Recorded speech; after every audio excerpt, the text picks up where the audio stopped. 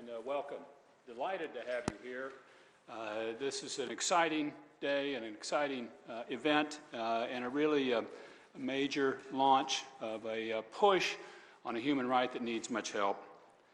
I'd like to introduce to you the man that made this happen, and it's Mike Pompeo, United States Secretary of State, the 70th Secretary of State. He's a friend. He's a patriotic American. He believes in human dignity and religious freedom for everyone. He's smart and he's tough. He was a Sunday school teacher and a tank commander. Not many of those combined. Graduated West Point and Harvard Law, both top of his class. And more than all of that, really, he's a champion of this cause on religious freedom. So with that, I'd really like to turn this over to Secretary Michael Pompeo. Thank you, Sam. Secretary. Well, good evening, everyone. Welcome. This is a big moment, a long time in the making, a lot of work done, a lot of work by you all and our teams. And so I want to begin by saying thank you all for being here and joining us as we mark this very special occasion. It's a truly great honor to welcome you in this beautiful room, the Benjamin Franklin Room, deeply historic. Lots of incredibly important things that have taken place in the world have been begun right here. And so we thought this was most appropriate that we gather in this place to have a meal together to launch our effort tonight.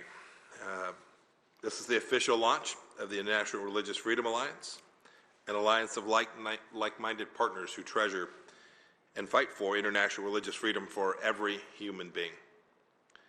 We've built momentum for this important ever since I announced our intent to create it at the Second Ministerial to Advance Religious Freedom, which was hosted in this building this past July. President Trump further described our vision for the alliance at the United Nations now almost 5 months ago, the first ever religious freedom event hosted by an American president at the United Nations. I know many of you joined us that day.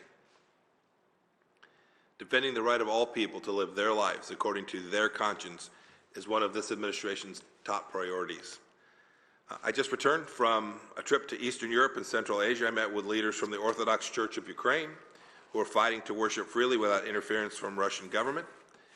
In Kazakhstan, I met with the families of ethnic Kazakhs detained by Chinese Communist Party in Xinjiang.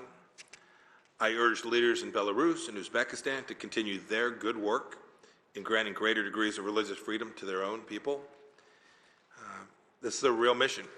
We're proud to champion this American value, we think a global value, because protecting religious freedom is certainly not exclusively an American priority.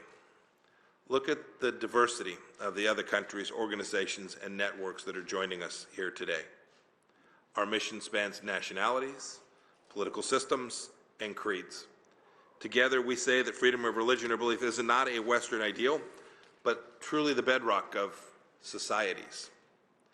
That's clear from our Declaration of Principles. It's grounded in the Universal Declaration of Human Rights. Every human being has the right to believe in whatever it is they wish, to change their faith or to hold no faith at all. Indeed, we must affirm and fight for that truth now more than ever. More than 8 in 10 people in the world today live where they cannot practice their faith freely. We condemn terrorists and violent extremists who target religious minorities, whether they are Yazidis in Iraq, Hindus in Pakistan, Christians in northeast Nigeria, or Muslims in Burma. We condemn blasphemy and apostasy, laws that criminalize matters of the soul.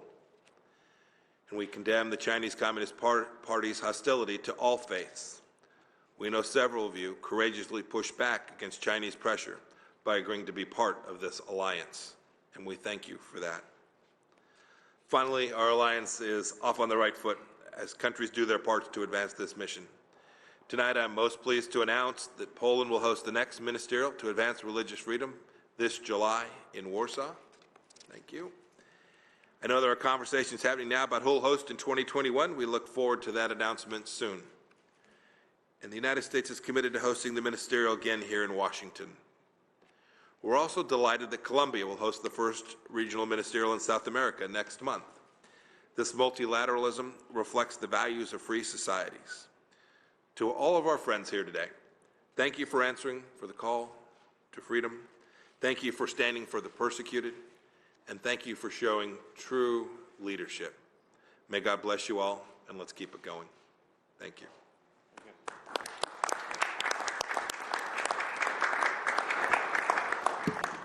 Thank you, Mr. Secretary. Appreciate that. It's a wonderful way for us to begin a working discussion on this International Religious Freedom Alliance. This time, I'd like to ask the press to please begin to make your way out of the room as we transition to a time of private discussion and as the meal begins to be served.